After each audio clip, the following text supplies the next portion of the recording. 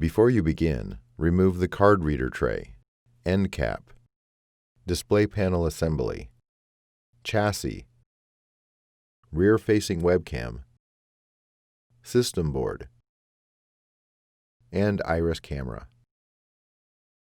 Removal. Important. Take care not to touch the camera lens. Carefully release the front-facing webcam from the adhesive that secures it to the rear cover.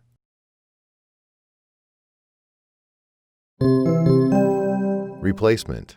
Important. Ensure the front-facing webcam rubber gasket is properly positioned on the front-facing webcam. Carefully place the front-facing webcam into position on the rear cover and apply pressure to adhere it into place.